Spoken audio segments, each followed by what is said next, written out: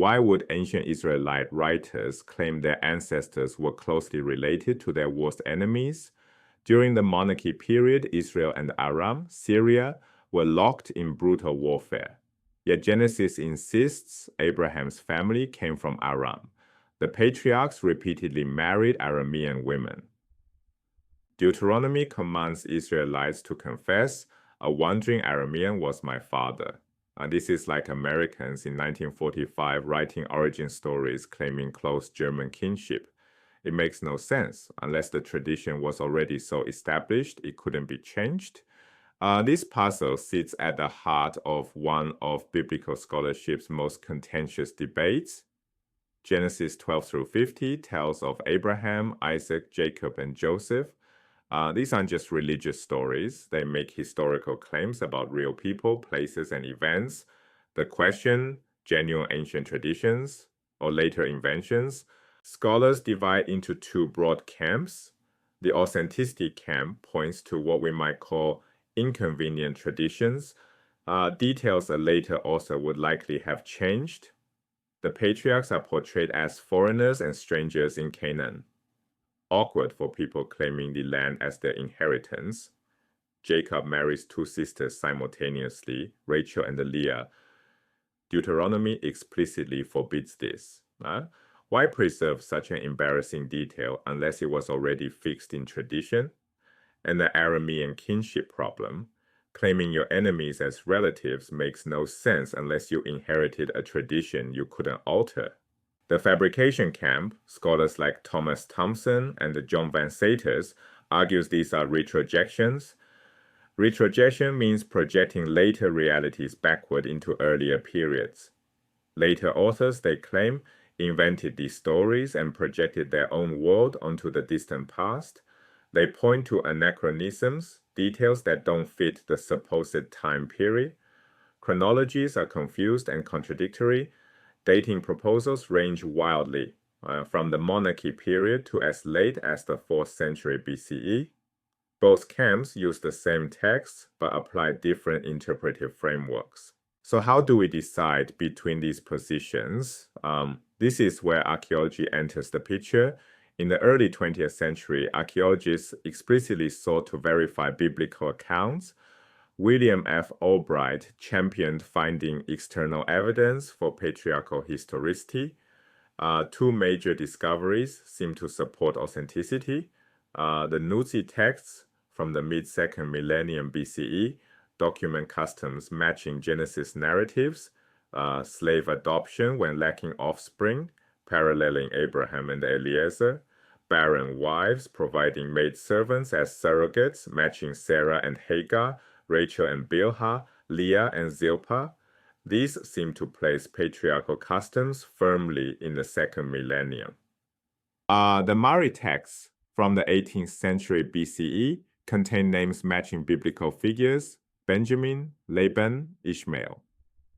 Located near the supposed ancestral homeland, they appear to confirm the cultural setting, but critics argued some parallels were misread or overstated.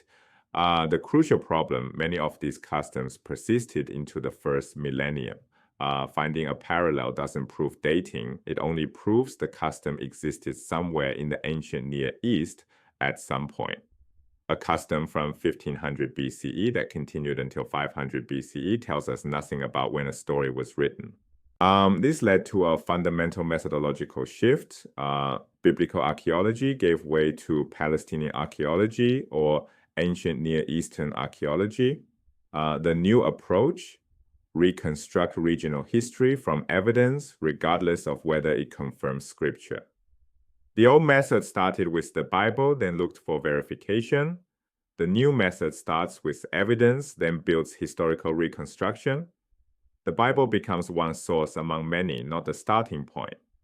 This shift produced uncomfortable results, most notably regarding Joshua's conquest narrative.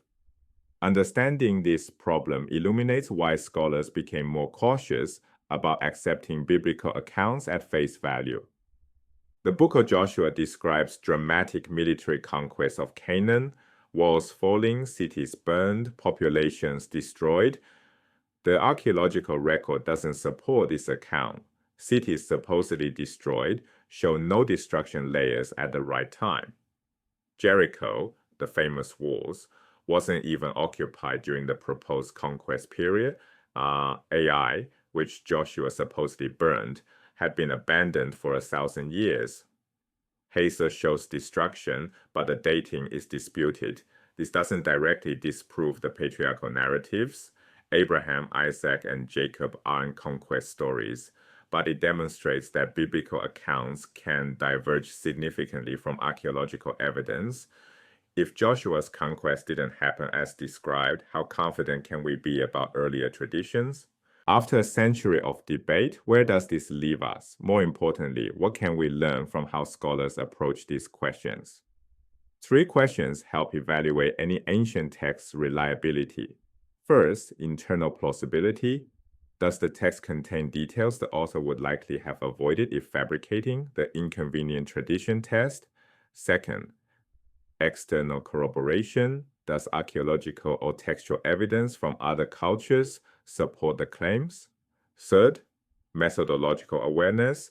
Is the interpreter seeking to verify a predetermined conclusion or following evidence wherever it leads? These questions apply beyond biblical studies to Homer, Herodotus, ancient Chinese histories.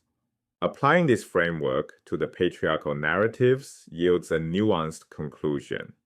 The Aramean kinship traditions passed the internal plausibility test. No later author would invent them. Jacob's forbidden marriage to 2 sisters passes it too.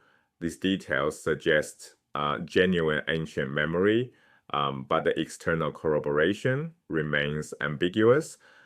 Parallels exist, but they don't prove specific dating, and the Joshua example demonstrates that biblical narratives can diverge substantially from archaeological evidence. The honest conclusion: the patriarchal narratives likely contain some genuine ancient memory. The inconvenient traditions and embarrassing details are hard to explain otherwise, but they've also been shaped over centuries of transmission. The truth probably lies between the extremes. Neither pure history nor pure fiction, but tradition filters through generations of retelling. Stories can preserve genuine memory while also containing errors, embellishments, or later additions. At least matters because the debate reveals as much about historical methodology as about the patriarchs themselves, how we evaluate ancient texts, what counts as evidence, how we weigh competing interpretations, shapes what conclusions we reach. Scholars examining identical evidence reach opposite conclusions because they apply different frameworks for weighing that evidence. Both maximalist and minimalist positions have legitimate scholarly support. The maximalists correctly note that inconvenient traditions are hard to explain as fabrications. The minimalists correctly note that archaeological evidence often fails to corroborate biblical claims. The productive question isn't who's right, but what can each position teach us? Maximalists remind us that ancient traditions often preserve genuine memory. Minimalists remind us that memory gets shaped, edited, and sometimes invented. The patriarchal narrative sits somewhere in this tension. Ancient traditions that have traveled through centuries of retelling, carrying both authentic memory and the fingerprints of every generation that passed them along.